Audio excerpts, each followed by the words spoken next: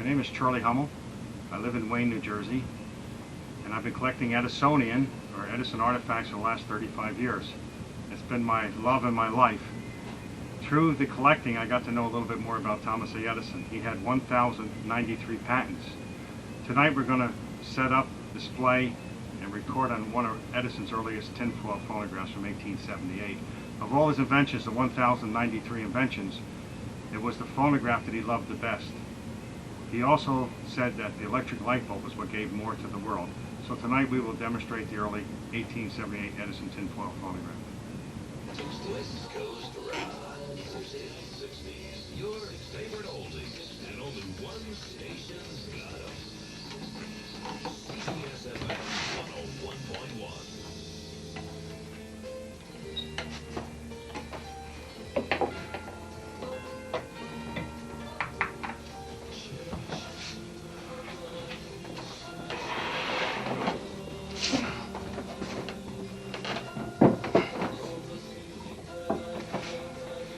This is well made. It's made in 1878, invented by Edison, in 1877 manufactured by Bergman, who was his machinist.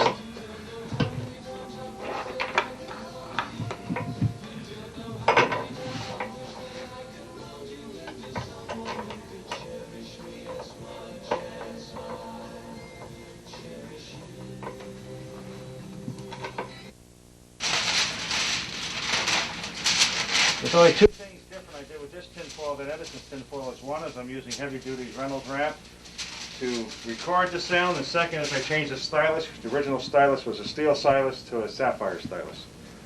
Let me see what I can do with, you have to smooth it out because you don't want any bumps in it when you put it on the piece of paper, on the tinfoil, I'm sorry. And by doing this, you prevent the stylus from sticking or grabbing. There's two sides to this. There's a smooth side and the shiny and not so shiny. I tend to leave the shiny side on the outside. I don't think it makes any difference. Okay, so that's what we need for the tinfoil. You've got to be careful you don't put any wrinkles in it. And we'll install it on the tinfoil. The most important thing is that you get it centered and it's nice and tight. So you put the first piece on and you lock it in. In the beginning they used to overlap the tinfoil. It didn't have a slide in it, and you would have to wax it together. So by holding your hand real tight, it presses it nice and tight up against the mandrel. And by turning the mandrel, this is trial and error over a period of about 10 years. That's what's not supposed to happen. But you have some leeway in here. Put this back.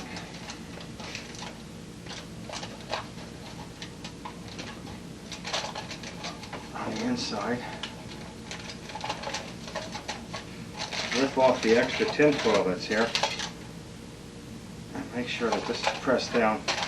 Then you curve the sides and you get it nice and tight. That's the very secret of making a good recording. So there's no bumps, tears, or anything on the tinfoil itself when the stylus runs over it. I particularly like to put some oil on the tinfoil. I'm not sure if they did that in the beginning, but what that does in my mind is makes it nice and smooth and it doesn't dig in when the stylus goes over.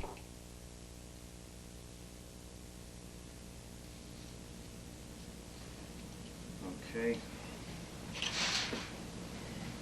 This particular phonograph was invented by Edison in 1877.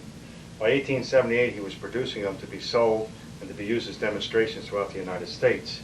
This one was made by Bergman and sold to a gentleman in Pittsburgh, Pennsylvania, which I bought it off to another gentleman in Manor, Pennsylvania.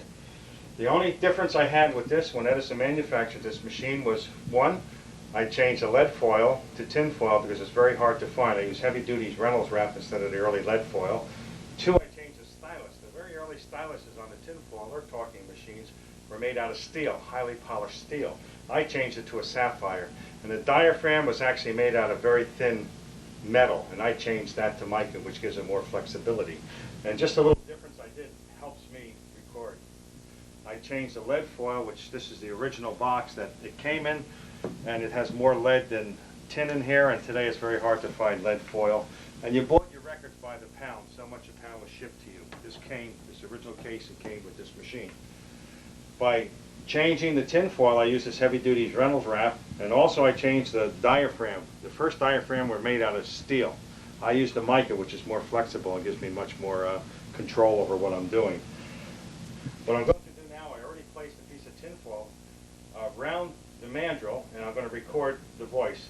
You have to understand that this machine, back in 1877, the human voice has never been recorded and played back. This is the first machine, what Edison did, record the human voice and then play it back. I'm going to even say the words that Edison did on his first talking machine.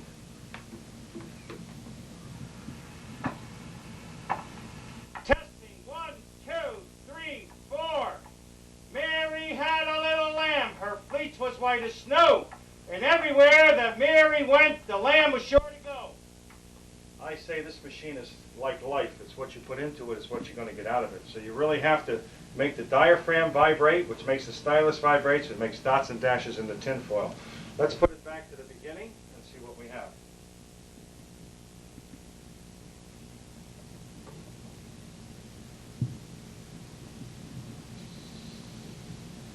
People were astonished that the machine could talk.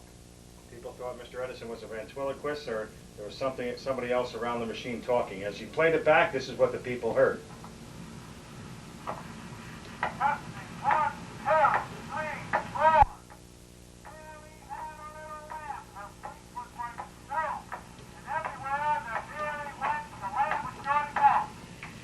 And that's basically the simple way to record your voice and play it back in an early tinfoil phonograph.